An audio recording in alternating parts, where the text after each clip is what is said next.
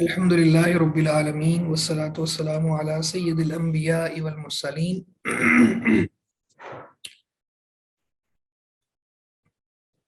اما بعد۔ کتاب الطہارہ میں باب الغسل و حکم الجنب ہم پڑھ رہے ہیں، اور پیچھے ہم نے جو آخری روایات پڑھی تھیں وہ قرآن مجید کی قرات کا مسئلہ تھا کہ جنابت کی حالت میں اللہ کے رسول صلی اللہ علیہ وسلم قرآن مجید کی تعلیم نہیں دیتے تھے۔ اس کے بعد آج کی جو ہماری حدیث ہے، جو پہلی حدیث ہے، وہ ابو سعید خدری رضی اللہ تعالی عنہ سے ہے۔ قال قال رسول اللہ صلی اللہ علیہ وسلم اذا اتا احدکم اہلہ ثم اراد ان يعود فلیتوضأ بینہما وضوءا۔ رواہ مسلم، امام مسلم نے اس کو روایت کیا ہے۔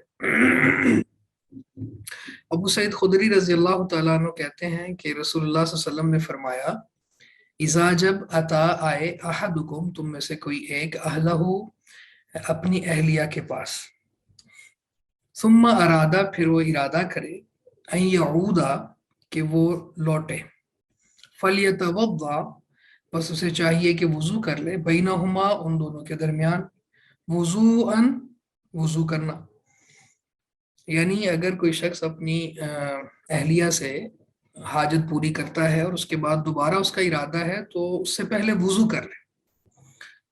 زاد الحاکم، امام حاکم نے اس میں اضافہ کیا ہے، فَإِنَّهُ أَنشَطُ لِلْعُودِ کہ یہ زیادہ انشط کہتے ہیں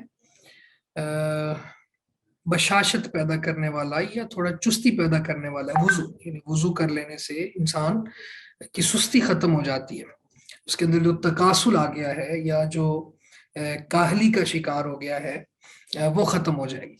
تو وضو کرنے سے اس کے اندر اس کا جسم جو ہے وہ دوبارہ سے نشاط میں آ جائے گا، بشاشت میں آ جائے گا۔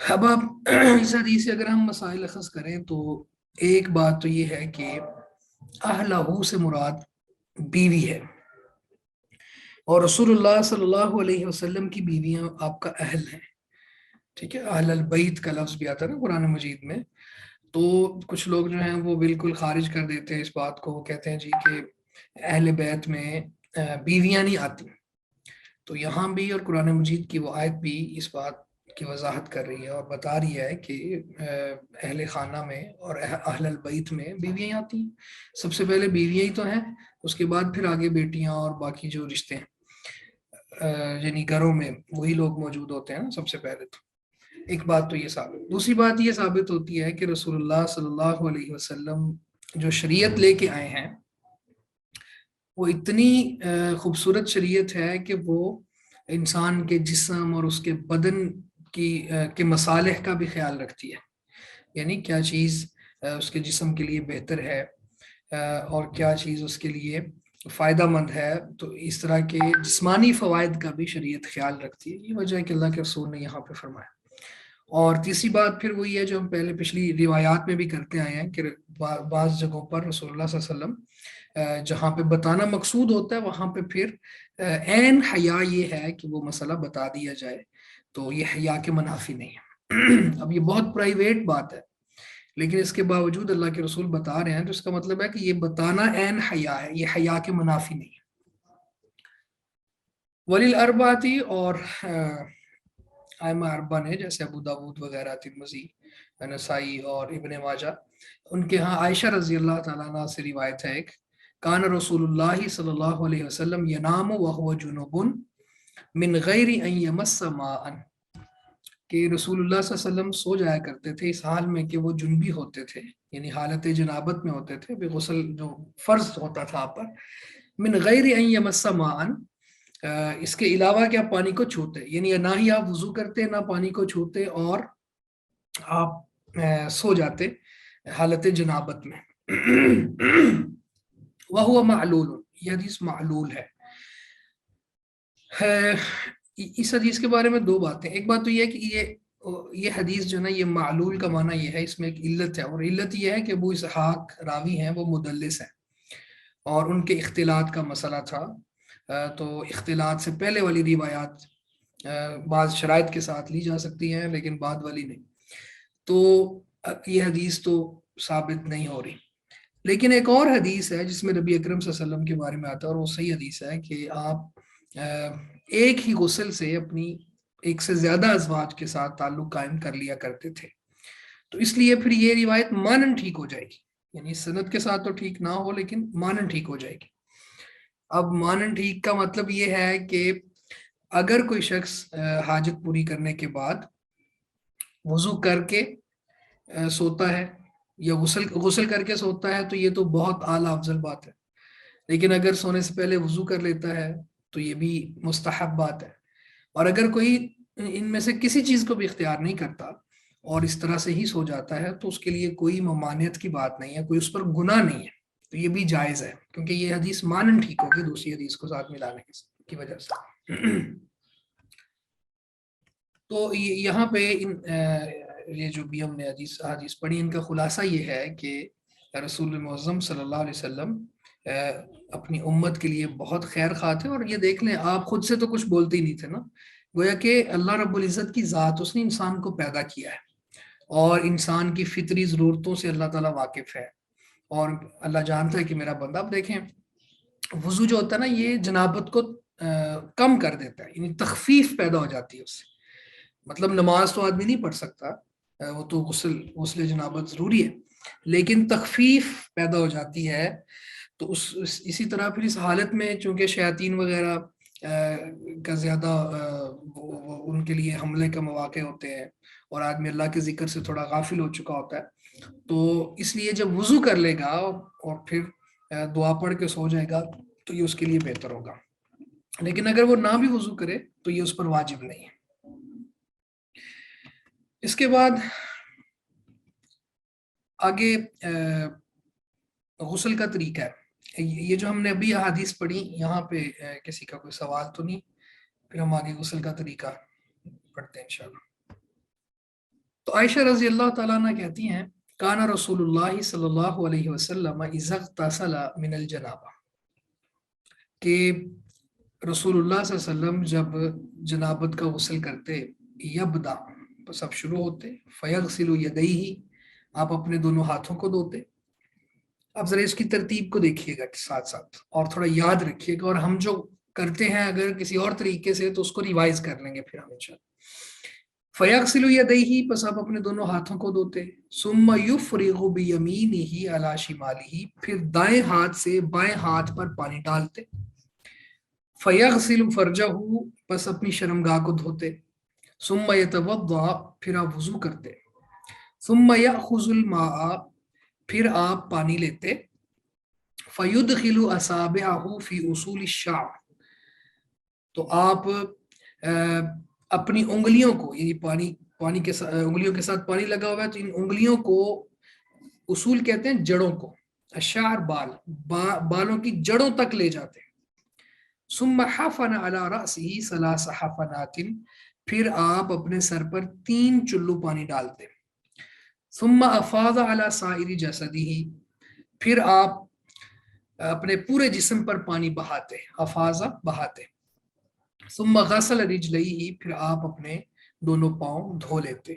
متفق علیہ واللفظ لمسلم، اور یہ لفظ مسلم کے، میں دوبارہ اس کو ٹرانسلیٹ کر رہا ہوں، اور پھر اگلی بھی دونوں یہ حدیث پڑھ کے پھر انشاءاللہ تعالی ہم غسل کے 2 طریقے ہیں، ایک کفایت والا طریقہ ہے اور ایک استحباب والا طریقہ ہے، اس پہ تفصیلاً بات کرتے ہیں انشاءاللہ۔ کانا رسول اللہ صلی اللہ علیہ وسلم اذا اغتسل، اللہ کے رسول صلی اللہ علیہ وسلم جب غسل کرتے، من الجنابت جنابت کا، یبداؤ آپ شروع ہوتے، فیغسل یدیہ آپ اپنے دونوں ہاتھوں کو دھوتے، ثم یفرغ بیمینہ علی شمالہ پھر آپ دائیں ہاتھ سے بائیں پر پانی ڈالتے، فیغسل فرجہ پس آپ اپنی شرمگاہ کو دھوتے، ثم یتوضا پھر آپ وضو کرتے، ثم یأخذ الماء پھر آپ پانی لیتے، ثم یتوضا میں بعض روایات میں الفاظ ہیں وہ وضو جو آپ نماز کے لیے وضو کرتے ہیں، تو یہاں تک شرمگاہ کو دھونے کے بعد پھر آپ نماز کا مکمل وضو کرتے، ثم یأخذ الماء پھر آپ پانی لیتے، فیدخل اصابعہ فی اصول الشعر تو آپ اپنی انگلیوں کو بالوں کی جڑوں تک لے جاتے، داخل کرتے، یعنی جس طرح آدمی اپنی جڑوں کو تر کر رہا ہوتا ہے، بالوں کی جڑوں کو، وہ اس طرح سے کرتے۔ ثم حفن علی رأسہ ثلاث حفنات، پھر آپ اپنے سر پر 3 چلو پانی ڈالتے۔ حفنات جو ہوتا ہے 2 ہاتھ جمع کریں تو اس کے اندر جو پانی ہوتا ہے اس کو حفنات کہتے ہیں، یعنی اس کو لپیں بھی بعض نے ٹرانسلیٹ کیا ہوا ہے، تو چلو بھر کے دونوں ہاتھوں کو ملا کے جو پانی آتا ہے۔ ثم افاض علی سائر جسدہ، پھر آپ اپنے پورے جسم پر پانی بہاتے۔ ثم غسل رجلہ، پھر آپ اپنے دونوں پاؤں کو دھوتے۔ تو بخاری مسلم میں یہ ہے، اور یہ الفاظ جو یہاں پہ موجود ہیں یہ مسلم کے۔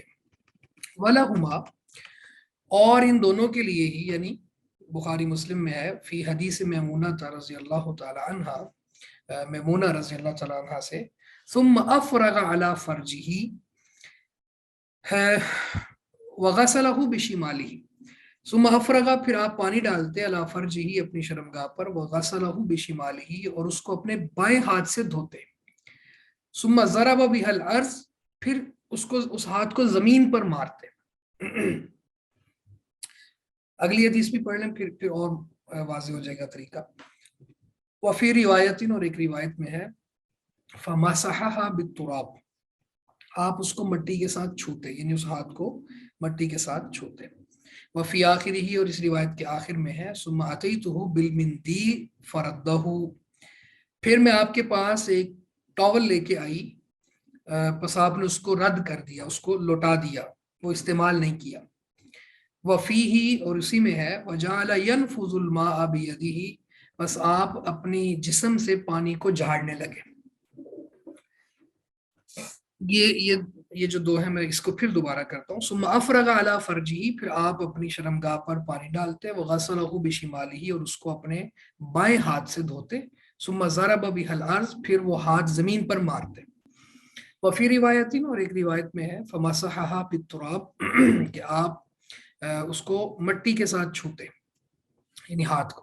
وفی آخر ہی، اور آخر میں ہے، اس کے آخر میں ہے، ثم اتیتہ بالمندیل، یعنی یہ پورا جب غسل کر کے آپ آتے تو آپ کے ازواج میں سے بعض، غالباً میمونہ ہی، ثم اتیتہ بالمندیل فردہ، کہتی ہیں کہ میں آپ کے پاس مندیل، ٹھیک ہے، کپڑا یا ٹاول، آج کل تولیہ وغیرہ جس کو ہم کہتے ہیں، وہ لے کے آئی، فردہ، پس آپ نے اس کو رد کر دیا، لوٹا دیا۔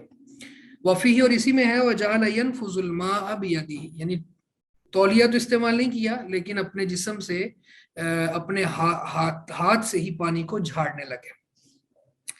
اب یہ روایات ہیں ہمارے سامنے، اور بہت سے فوائد ہیں جو ہماری روزمرہ زندگی سے متعلق ہیں۔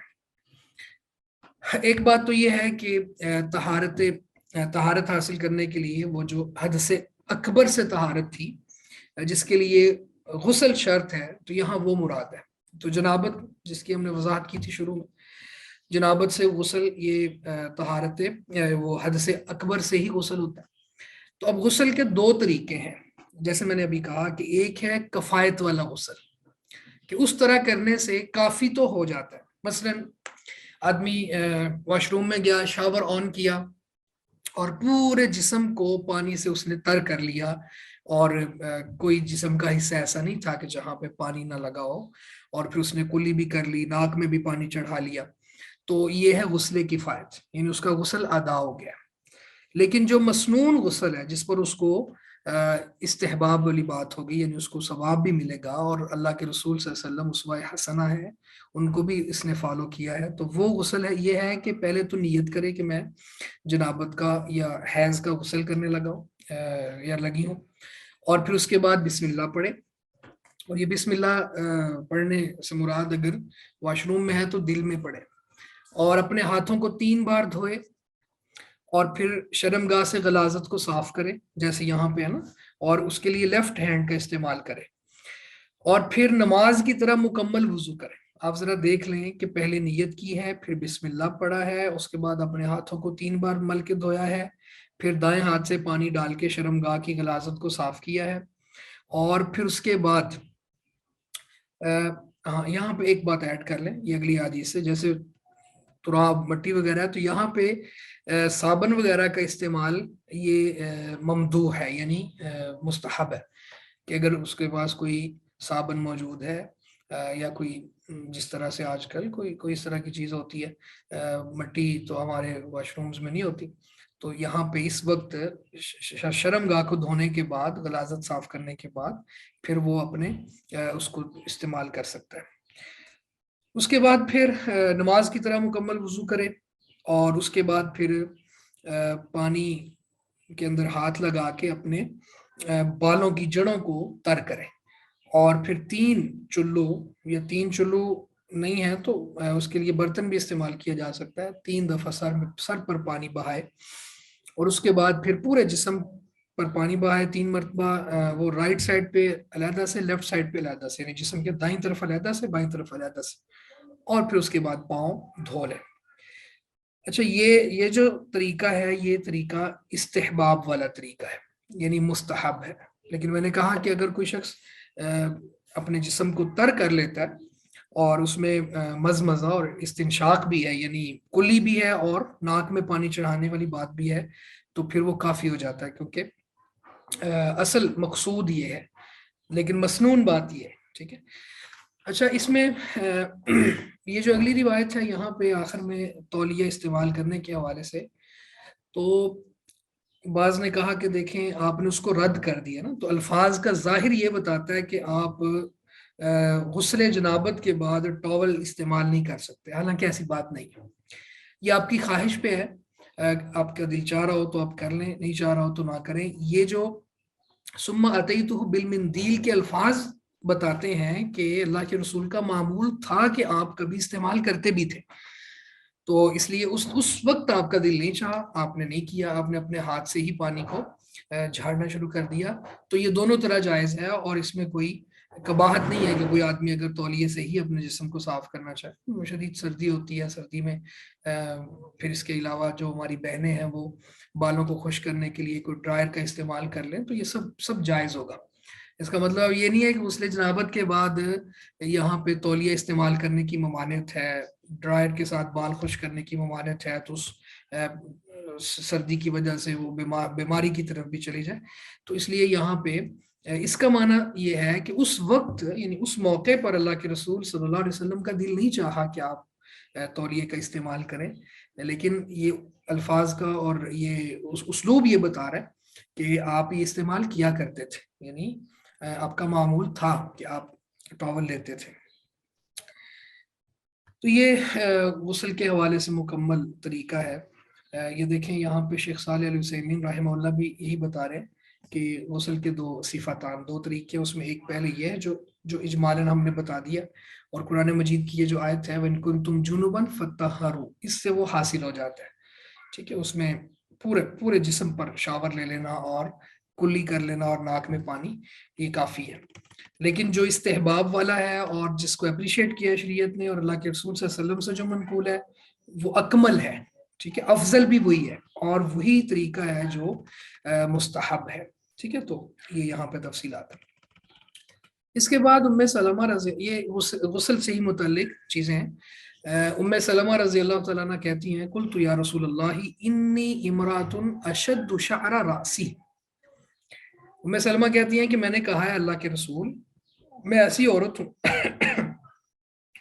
کہ میرے سر کے بال میں باندھ کے رکھتی ہوں، اشد شعر راسی، میں اپنے سر کے بال باندھ کے رکھتی ہوں۔ افا انقضہ لغسل الجنابہ، کیا میں غسل جنابت کے لیے ان کو کھولوں گی، یعنی ان کو کھولا کروں؟ وفی روایت، ایک روایت میں ہے جنابت کی جگہ پہ والحیضۃ، یعنی حیض کے غسل میں اس کو میں کھولا کروں، بالوں کو جو میں باندھ کے رکھتی ہوں؟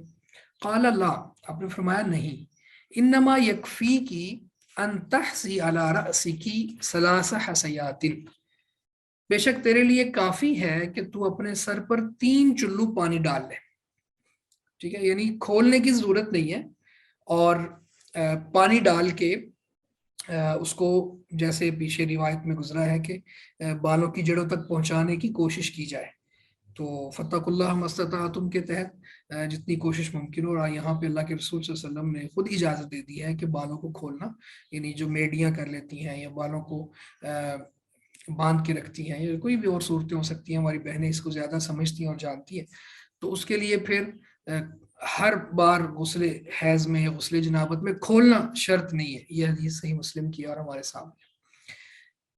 عائشہ رضی اللہ تعالیٰ عنہ کہتی، یہاں تک غسل کے کچھ معاملات واضح ہو گئے ہیں، یعنی بیان ہو گئے. اگلی حدیث میں عائشہ رضی اللہ تعالیٰ عنہ بیان کرتی ہیں، قال رسول اللہ صلی اللہ علیہ وسلم انی لا احل المسجد لحائض ولا جنوب، کہ میں مسجد کو حلال نہیں قرار دیتا حائض کے لیے اور نہ ہی جنوب کے لیے، یعنی جنبی شخص اور حائضہ عورت وہ مسجد میں نہ آئیں، مسجد ان کے لیے حلال نہیں ہے. یہ ابو داود میں ہے اور ابن خزیمہ نے اس کو صحیح کہا ہے. اب یہ جو حدیث ہے یہ ہمارے سامنے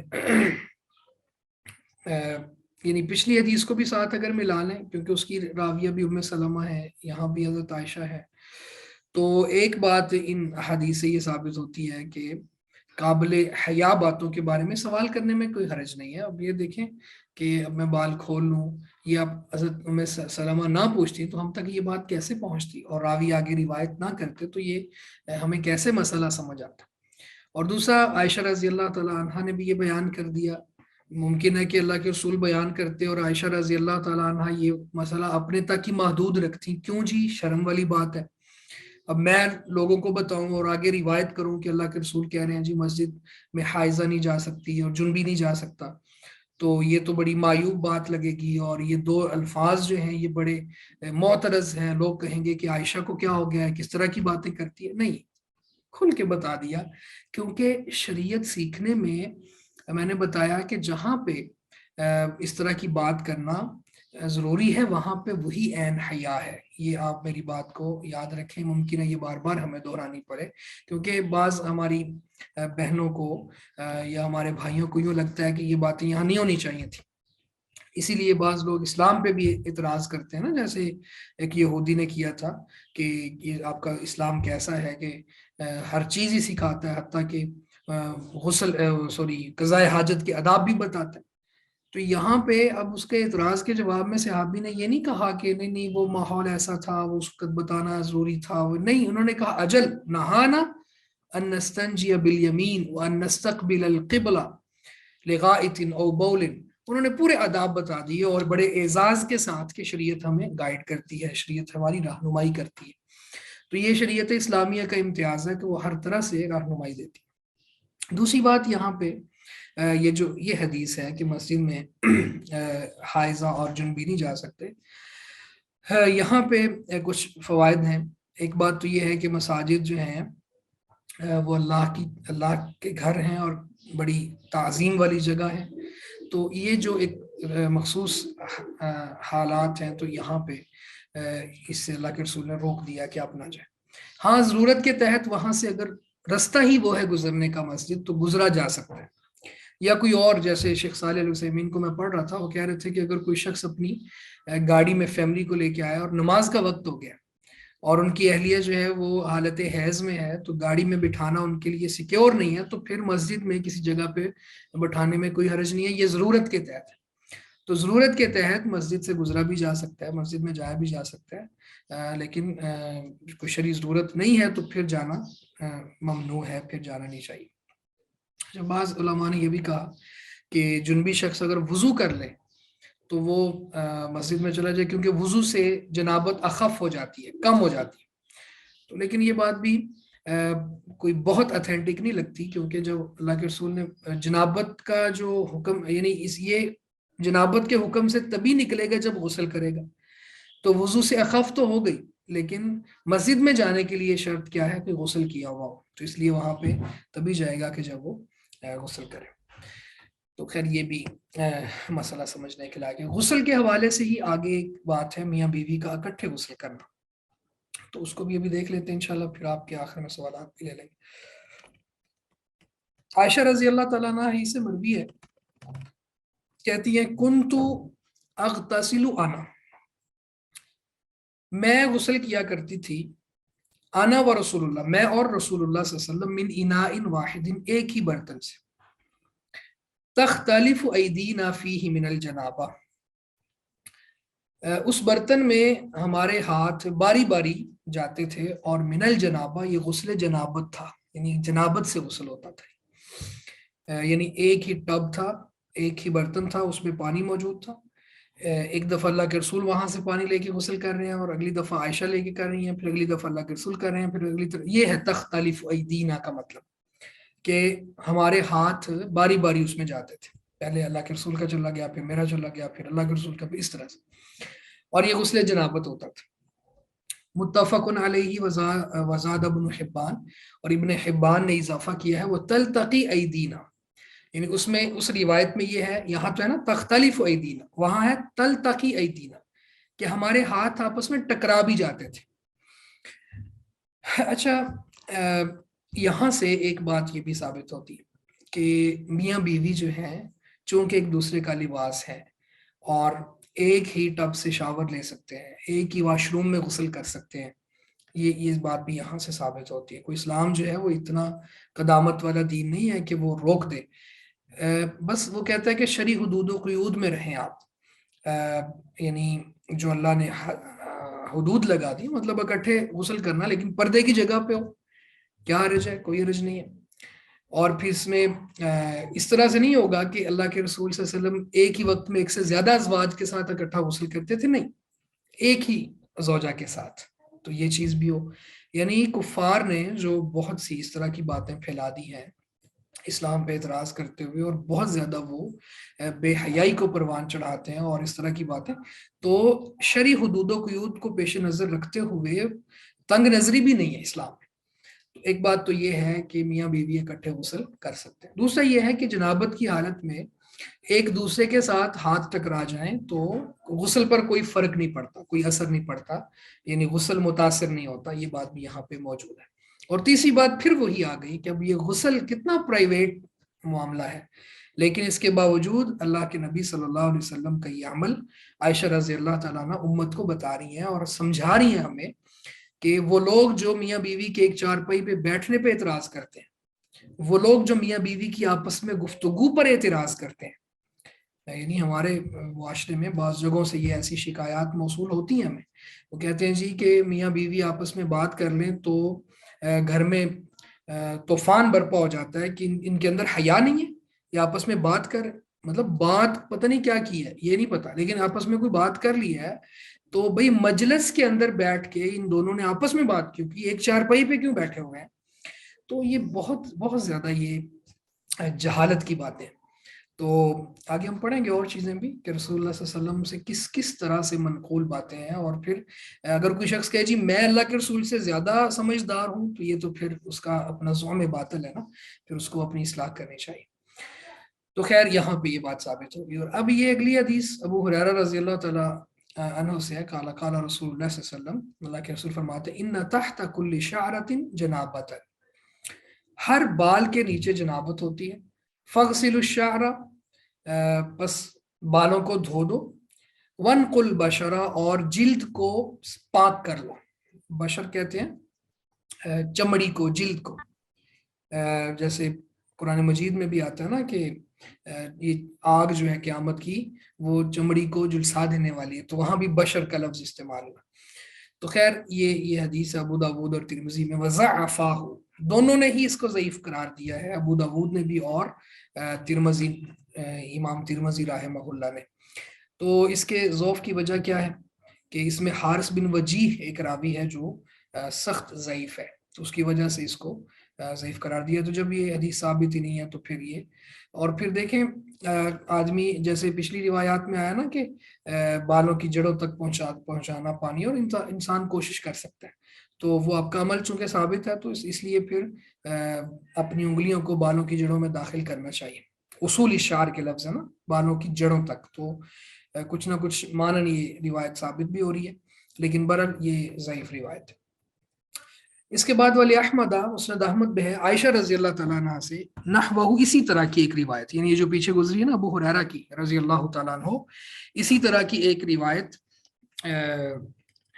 مسند احمد میں ہے اور وہ عائشہ رضی اللہ تعالی عنہا سے مروی ہے. وفیہ راوin مجہول، اور اس میں ایک راوی ہے جو مجہول ہے.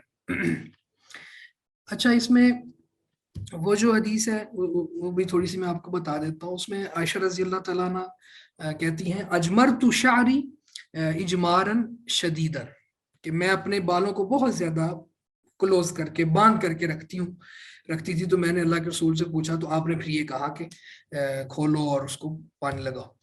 تو وہ اس کی سند یہ ہے کہ یحییٰ بن آدم کہتے ہیں میں نے شریک سے سنا، وہ کہتے ہیں میں نے خصیب سے سنا، وہ کہتے ہیں کہ مجھے ایک آدمی نے بتایا. تو حدثنی رجل کے لفظ جو ہے نا یہ اس بات کی ذوف کی طرف اشارہ کر رہے ہیں کہ یہ مجہول راوی ہے. تو جب راوی کا نام ہی نہیں پتا ہمیں، صرف رجل وہاں پہ موجود ہے، تو پھر کیسے پتا چلے گا کہ اس راوی کے حالات کیا ہیں، یہ جھوٹ بولتا ہے نہیں بولتا، اس کی زندگی کیسی تھی، حدیث کے حوالے سے یہ جھوٹا تھا، یہ اس پر تہمت بالکذب، یہ جو بھی کوئی اصول حدیث کی باتیں آپ نے ماشاءاللہ پڑھی ہوئی. تو یہ اچھا وہ ایک تو یہ مجہول ہے. دوسرا اس کی سند میں یہ جو شریک ہے راوی، اس شریک کے بارے میں بھی محدثین نے بات کی ہوئی ہے. یعنی اس میں لکھا ہے تکلم فیہ، اس کے بارے میں کلام ہے. یعنی اس میں کسی نے اس کو صحیح کہا، کسی نے ضعیف کہا، تو وہ بھی کنٹروورسی کا شکار ہو گیا شریک. اور اسی طرح سے جو خصیف ہے یہ ابن عبد الرحمن الجزری ہے اور یہ بھی ضعیف ہے. تو یہ روایت ثابت ہی نہیں ہے، یہ بھی ثابت نہیں ہے، اور اسی طرح کی روایت جو مسند احمد میں ہے وہ بھی ثابت نہیں ہے. تو اس لیے یہ روایات ہمارے سامنے، یہ دو ان کو چھوڑ دیں. یعنی چھوڑنے سے مراد ہے یہ ہم پڑھتے اس لیے ہیں تاکہ ان کا ذوق بھی واضح ہو جائے نا. لیکن باقی جو پچھلی روایات ہیں وہ ساری ٹھیک ہیں. اس میں ایک معلول گزری ہے جس میں ابو اسحاق مدلس تھے. تو باقی ہمارے سامنے سے جو مسائل اخذ ہوئے اس میں ایک بات یہ بھی ہے کہ غسل کا طریقہ، اور پھر ایک ہی برتن سے میاں بیوی کا غسل کر لینا. جو جمعے کا غسل ہے وہ بھی ہم اسی طرح کریں گے؟ وعلیکم السلام. جی جمعے کا غسل جو ہے نا اس میں بھی حدیث کے الفاظ یہ ہیں. یعنی وہ جو ایک ایک قدم پر جو فضیلت ہے یا پھر وہ قربانی وغیرہ کی فضیلتیں ہیں، وہ وہاں بھی جنابت کے لفظ آتے ہیں. تو جنابت کی طرح کا، اگرچہ جنابت نہ بھی ہو تو بھی یہی غسل کا جو طریقہ شریعت نے ڈیفائن کیا ہے، اس کو اختیار کرنے پر وہ پھر نیکیاں ملیں گی. وہ جو اجر ہے نا جو مینشن کیا حدیث نے، تو وہ اجر تبھی ملے گا جب یہ غسل جنابت کیا ہوگا، کیونکہ حدیث میں غسل جنابت کی شرط ہے. جی واضح ہے غسل کا اس میں بس ایک بات نہیں سر، مطلب جو غسل کا طریقہ ہے اس میں ایک بات نہیں سمجھ آتی کہ 3 دفعہ جو پانی ہم ڈالیں گے تو وہ پہلے ہی ڈال لیں گے، اس کے بعد ہم صابن اور شیمپو استعمال کریں؟ اچھا یہ جو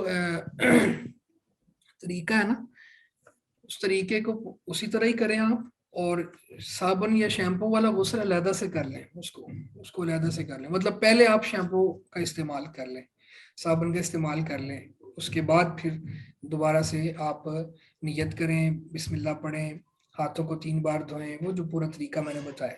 تو اس میں صابن شیمپو والا جو غسل ہے نا وہ علیحدہ سے آپ کر لیں، اور یہ غسل جنابت کو ذرا تھوڑا سا علیحدہ رکھیں. اس میں کوئی چونکہ ایک نئی چیز ایڈ ہو جائے گی نا، اس میں پھر ٹائم بھی لگتا ہے. تو مسنون دیکھیں میں نے کہا کہ صرف شاور لے لینے سے اور کلی اور ناک میں پانی چڑھا لینے سے غسل کفایت کر جائے گا. تو اس کے بعد آپ شیمپو بھی لگائیں، جو مرضی کریں، لیکن یہ جو غسل ہے نا یہ مسنون غسل ہے، اس کو اسی طریقے پہ رکھنا ہوگا. اس میں ایک جگہ پہ ایڈ کی ہے، وہاں پہ صابن یا کوئی مٹی وغیرہ، تو وہ کہاں پہ کی ہے؟ جب شرمگاہ کو دھونے کے بعد، ٹھیک ہے، اس کے علاوہ نہیں کی. جی یہ باب التیمم ہے، اس کو انشاءاللہ ابھی ہم پڑھتے ہیں. چونکہ شریعت اسلامیہ جیسے ہم عموماً مختلف دلائل سے دیکھتے ہیں اور بات کرتے رہتے ہیں کہ بہت زیادہ سہولت اور آسانی والا دین ہے. رسول معظم صلی اللہ علیہ وسلم کا فرمان ہے یسروا ولا تعسروا، بشروا ولا تنفروا. آسانی پیدا کرو اور تنگی پیدا نہ کرو، اور خوشخبری دو، نفرت نہ دلاؤ. تو بہت ہی خوبصورت دین ہے الحمدللہ. ہم اس پہ جتنا بھی اللہ کا شکر ادا کریں کم ہے. یہ ہمارے دین کا خاصہ ہے. ایک تو یہ کسی بھی موڑ پر یا کسی بھی شعبہ ہے زندگی پر ہمیں تنہا نہیں چھوڑتا. तृष्णा नहीं छोड़ता, यानी हमें मुकम्मल गाइड करता है। तो दूसरा फिर यह है कि आसानी, हमारी बाज़ रिवायात में इंशाल्लाह हम देखेंगे कि मेडिकली हमारे लिए क्या बेहतर है, हमारे जिस्म को किस चीज़ की ज़रूरत है। अब ये नींद की बात कर लें तो अल्लाह ताला ने कुरान मजीद में कहा कि हमने वजालना नौमकुम सुबाता, तो इसमें यानी बहुत ही हिकमत पर मबनी दीन है और ऐन फितरत वाला दीन है। तो इसी तरह बाज़ सूरतों में जब आदमी जनाबत का शिकार हो जाता है तो गुस्ल करने से बीमार होने का खदशा होता है, तो उसका मुतबादिल भी शरीयत ने फिर दिया। तो ये इंशाल्लाह इस बाब में पूरे अहकामात पढ़ेंगे। मेरा ख्याल है आज एक हदीस ही, ये जो अभी नज़र आ रही हैं 3 अहादीस जो इजाफे के साथ हैं, यही हम इंशाल्लाह पढ़ पाएंगे।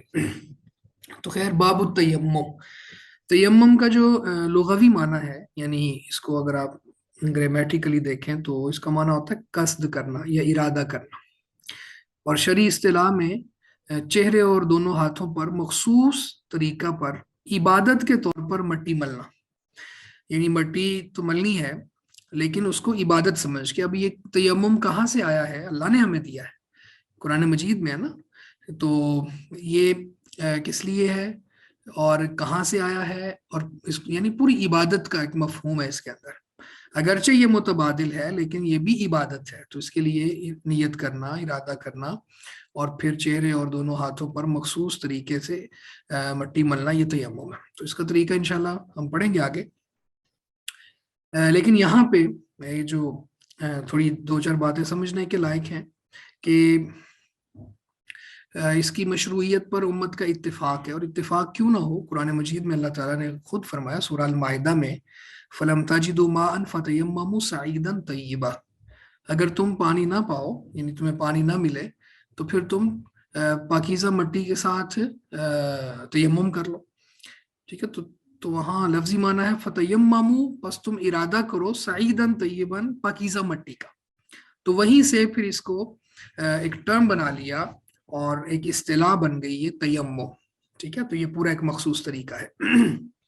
तो फलम ताजिदु माअन का माना एक तो ये है ना कि पानी ना मिले, तो दूसरा फिर नबी अकरम सल्लल्लाहु अलैहि वसल्लम की सीरत से और आपकी हदीस से ये बात रोज़े रोशन की तरह यहाँ हो जाती है कि पानी मौजूद भी हो लेकिन वो पानी अगर किसी मरीज के लिए ज़रर का बायस हो, यानी उसको तकलीफ पहुंच रही हो उससे, तो फिर वो तयम्मुम कर सकता है। खैर, इस पे इंशाल्लाह दलाइल आगे आएंगे।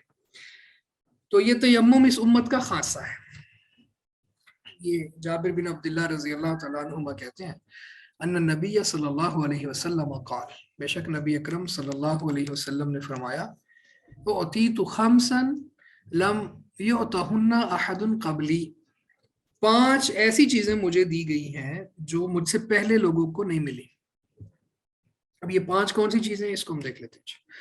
नुसिरतु बिर्रुअबि मसीरत शहरिन, मेरी रोब के साथ मदद की गई है 1 महीने की मुसाफत तक, यानी अल्लाह के रसूल सल्लल्लाहु अलैहि वसल्लम अपने दुश्मन से 1 महीना दूर, 1 महीने की मुसाफत पे होते तो दुश्मन जो होता वो परेशान हो जाता और आपके खौफ से लरजना शुरू हो जाता। वजुइलत लियल अर्ज़ु मस्जिदन व तहूरा, और मेरे लिए जमीन को मस्जिद और तहारत बना दिया गया है, तहारत की जगह बना दिया गया है। यानी वही ये तहूरन का लफ्ज जो है ये इस्तदलाल है यहाँ पे कि तयम्मुम किया जा सकता है, और इसीलिए ये हदीस यहाँ पे आई है। फ़अय्युमा रजुलिन अदरकतहु सलाह फलयुसल्ली, बस किसी भी बंदे को नमाज पाले, यानी नमाज का वक्त आ जाए, फलयुसल्ली, तो उसे चाहिए कि वो नमाज पढ़े। तो फज़ाकर अल हदीस, तो वज़ाकर अल हदीस, और इस मुकम्मल हदीस को जिक्र किया। मुकम्मल हदीस को अगर हम आगे साथ में लाएं तो फिर वो ये है, व उहिल्लत लियल गनाइम, यानी मेरे लिए गनीमतों को हलाल करार दे दिया गया। पहले दौर में पहली उम्मतों पर अगरचे शरई अहकामात थे, लेकिन होता ये था कि जब कोई जंग फतह होती, गनीमत असल में वही होता है ना जो जंग के बाद मिले।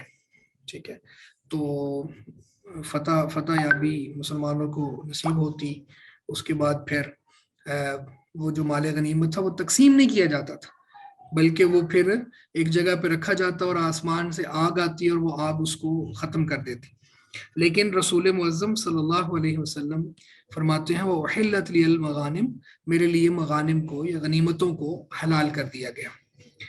ولم تحل لاحد قبلی، اس سے پہلے کسی کے لیے حلال نہیں تھی. وعطیت الشفاع، اور مجھے یہ چوتھی چیز ہے کہ مجھے شفاعت دی گئی، یعنی وہ جو سفارش کا حق ہے جو اللہ کے رسول صلی اللہ علیہ وسلم، بہت سی احادیث میں تفصیل سے یہ بات موجود اور ملتی ہے ہمیں کہ ہر نبی کو اللہ تعالیٰ نے ایک دعویٰ مستجابہ دی ہوئی ہے، لیکن ہر ایک نے اپنا یہ حق دنیا میں استعمال کر لیا ہے. میں نے بچا کے رکھا ہوا ہے اپنی امت کے لیے. تو ہر اس بندے کو یہ میری سفارش پہنچے گی جو اللہ کے ساتھ شرک نہیں کرتا ہوگا، اور بعض روایات میں جو مجھ پر درود پڑھتا ہوگا، بعض روایات میں کتاب الاذان میں آپ نے پڑھا ہوگا، یہ آگے پڑھیں گے انشاءاللہ، کہ جو اذان کے جواب میں مجھ پر وسیلہ اور فضیلہ مانگتا ہے. تو یہ چوتھی بات ہے کہ شفاعت اور سفارش، اور اسی پر ہم تو جی رہے ہیں کہ رسول معظم صلی اللہ علیہ وسلم سفارش کریں گے، شفاعت حاصل ہوگی ہم گناہ گاروں کو. تو ایک بہت بڑا سہارا ہے یہ. اگرچہ بعض لوگوں نے تو صرف اس سہارے پہ آ کے بدعملی کا شکار ہو گئے اور بالکل نبی مکرم صلی اللہ علیہ وسلم کے طریقے کو بھی چھوڑ دیا، آپ کی سنتوں کو بھی چھوڑ دیا، اور آپ کے بتائے ہوئے فرائض کو بھی ترک کر دیا کہ بس ایک سہارا ہے. تو یہ سہارا اسی کو ملے گا جو کوشش کرے گا اور جو لا الہ الا اللہ کا صحیح معنوں میں حق ادا کرے گا. تو خیر یہ شفاعت کی بات ہے، سفارش. وَقَالَ النَّبِيُّ يُبْعَثُ إِلَىٰ قَوْمِهِ خَاصَّةً، فرمایا کہ ہر نبی اپنی ایک خاص قوم کی طرف بھیجا جاتا تھا. وَبُعِثْتُ إِلَى النَّاسِ عَامَّةً، اور میں پوری کائنات کے لوگوں کی طرف بھیجا گیا ہوں، یعنی عام لوگوں کی طرف. یعنی میں قرآن مجید میں بھی اللہ تعالیٰ نے کہا نا کہ نبی آپ اعلان فرما دیں کہ انی رسول اللہ الیکم جمیعا، میں تم سب کی طرف اللہ کا رسول. یعنی کوئی خاص ٹائم کے لیے رسول نہیں تھے، خاص علاقے کے لیے نہیں تھے، ٹھیک ہے، خاص قبائل کی طرف نہیں تھے. قیامت کی دیواروں تک جتنے بھی لوگ آئیں گے ان سب کی طرف اللہ کے رسول مبعوث کیے گئے ہیں. تو یہ 5 چیزیں ہیں جو آپ کا خاصہ ہے اور اس امت کے لیے بھی یہ باعث شرف بات ہے. تو اس میں یہ جو وَجُعِلَتْ لِيَ الْأَرْضُ مَسْجِدًا وَطُهُورًا، کہ زمین کو میرے لیے مسجد بنا دیا گیا اور پاکی کا ذریعہ بنا دیا گیا. تو یہ استدلال ہے. فرمایا کہ فَأَيُّمَا رَجُلٍ أَدْرَكَتْهُ الصَّلَاةُ فَلْيُصَلِّ، بس جو کوئی بھی اس کو نماز کا وقت پالے، فَلْيُصَلِّ، تو اس کو چاہیے کہ نماز پڑھے. اب دیکھیں نا، مسجد بہت دور ہو، وہاں جاتے جاتے نماز کا وقت نکلنے کا اندیشہ ہو، تو پھر جہاں موجود ہے وہیں پہ نماز پڑھ لے گا. ٹھیک ہے، تو یہ یہاں پہ تیمم کی طرف اشارہ ہے. اور اللہ رب العزت نے قرآن مجید میں تو خاص طور پہ وہ کہہ دیا نا کہ پانی نہ ہو تو پھر پاکیزہ مٹی کا قصد کر لو. اچھا، یہاں پہ کچھ باتیں ہیں کہ ایک بات تو یہ ہے کہ حسن تعلیم ہے، یعنی رسول اللہ صلی اللہ علیہ وسلم نے اب سکھانا تیمم ہے، لیکن کتنے خوبصورت انداز میں یہ چیزیں بتائیں آپ نے. اور اوتیت خمسا لم یؤتہن احد قبلی، یعنی میری امت کے لوگ بھی ہم خوش ہوتے ہیں نا کہ ہمارا خاصہ ہے، ہمارے نبی کا خاصہ ہے اور یہ چیزیں ہمارے حصے میں آئی ہیں. تو یہ حسن تعلیم بھی ہے اس میں. اور اسی طرح سے دشمن پر روب جو ہے یہ آپ کے خصائص میں سے ہے. ٹھیک ہے، تو اللہ کے رسول صلی اللہ علیہ وسلم جب موجود ہوتے تھے تو مسیرت شہر کا مطلب ہے ایک مہینے کی مسافت. اس وقت جو سفر ہوتا تھا وہ گھوڑوں پہ، اونٹوں پہ، پیدل اور اس طرح کا. تو 1 مہینے کی مسافت سے پہلے دشمن کو ابھی پتا ہوتا کہ اللہ کے رسول ہم تک پہنچیں گے 1 مہینے کے بعد، لیکن اس کے باوجود وہ بہت زیادہ پریشان ہو جاتا اور اس پر روب. اور ویسے بھی مشرک جو ہوتا ہے نا، اہل توحید کا اس پر ایک روب ہوتا ہی ہوتا ہے. تو خیر یہ آگے وَجُعِلَتْ لِيَ الْأَرْضُ کو اگر بات کریں تو زمین کا جو وہ حصہ جو پاک ہو اور جو قبر نہ ہو، تو یہ کچھ شرائط بھی ہوں گے اس میں. اور یہ جیسے مقبرہ، حمام، یہ پیچھے ہم پڑھا ہے، تو وہ مسجد ہے، وہاں پہ نماز پڑھی جا سکتی ہے. اور مٹی جو ہے پاکیزہ. اب یہ الارض کو طہورن کے ساتھ ہم ملا کے دیکھیں تو ایک بات سمجھ آتی ہے کہ یہاں خاص وہ مٹی مراد نہیں ہے جو ہمارے پاس ہوتی ہے. یہاں پہ سطح الارض مراد ہے. کسی جگہ پہ صرف ریت ہی ریت ہے تو وہاں پہ وہی طہارت کا باعث ہوگی اور تیمم وہیں پہ ہو جائے گا. کوئی جگہ ہے وہاں پہ پتھر ہی پتھر ہے تو وہ پتھر ہی سطح الارض ہے اور وہی تیمم کا کام کرے گا. یعنی آپ یہ دیکھیں کہ آپ نے یہاں پہ الارض کا لفظ بولا ہے تو الارض جیسی زمین ہوگی سطح الارض ہوگی, زمین کی سطح ہوگی, وہی تیمم کے لیے کافی ہوگی. اس کے لیے اب یہ نہیں ہے کہ ایک صحرا میں شخص موجود ہے اور اس کو مٹی نہیں ملتی اور وہ جنبی ہو گیا ہے اور نماز پڑھنا چاہتا ہے اور پانی بھی اس کے پاس نہیں ہے یا ہے تو پھر وہ بیمار ہو سکتا ہے تو پھر وہ اب ریت کی بجائے مٹی تلاش کرے گا. نہیں, یہ وہ ریت ہی اس کی سطح الارض ہے اور وہی وہاں پہ تیمم کا کام کرے گی. تو یہ بات بھی یہاں پہ ثابت ہوتی ہے. وفی حدیث حذیفہ رضی اللہ عنہ عند مسلم, اور صحیح مسلم میں حذیفہ رضی اللہ تعالیٰ عنہ کی روایت میں وَجُعِلَتْ تُرْبَتُهَا لَنَا طُهُورًا إِذَا لَمْ نَجِدِ الْمَاءَ, اور اس کی مٹی, اس زمین کی مٹی ہمارے لیے پاکی کا ذریعہ ہے, پاکی کا ذریعہ ہے. إِذَا لَمْ نَجِدِ الْمَاءَ, جب ہم پانی نہ پائیں. تو یہاں پہ چونکہ ہمارے علاقے میں اور مدینہ الرسول میں یہ مٹی موجود تھی, جیسے علی رضی اللہ تعالیٰ عنہ ایک دفعہ ناراض ہو کے چلے گئے تو فاطمہ سے پوچھا وہ کہاں ہے, تو فرمایا کہ ہمارے درمیان کو تھوڑی بات ہو گئی تھی تو وہ ناراض ہو کے چلے گئے. تو اللہ کے رسول ان کو تلاش کرتے کرتے ایک جگہ پہ پہنچے تو وہ زمین پر لیٹے ہوئے تھے. تو آپ نے کہا قم ابا التراب, اے مٹی والے اٹھو. تو گویا کہ مدینے میں مٹی موجود تھی. تو عمومی مصلحت اور عمومی حکم یہ ہے کہ سطح الارض ہی تیمم کے لیے ہوگی, یعنی ہر علاقے کا اپنا اپنا ہوگا. لیکن چونکہ مدینہ الرسول میں مٹی موجود تھی تو اس لیے فرمایا وَجُعِلَتْ تُرْبَتُهَا لَنَا طُهُورًا, کہ ہم اس کی مٹی ہمارے لیے پاکی کا ذریعہ بنا دی. إِذَا لَمْ نَجِدِ الْمَاءَ, جب ہم پانی نہ پائیں. اور علی رضی اللہ تعالیٰ عنہ سے مسند احمد میں ہے وَجُعِلَتْ تُرَابُ لِي طُهُورًا, اور میرے لیے مٹی کو پاکی کا ذریعہ بنا دیا گیا ہے. تو اس پہ انشاءاللہ مزید تفصیلات ہم پڑھیں گے, تیمم کا طریقہ بھی پڑھیں گے اور کچھ صورتوں میں کن کن صورتوں میں تیمم کیا جا سکتا ہے, کن میں نہیں کیا جا سکتا, یہ بھی انشاءاللہ پڑھیں گے. تو یہاں یہ تمہیدی کچھ باتیں تھیں جو آپ کے ساتھ میں نے کر دی ہیں. اللہ تعالیٰ ہمیں سمجھنے کی توفیق دے.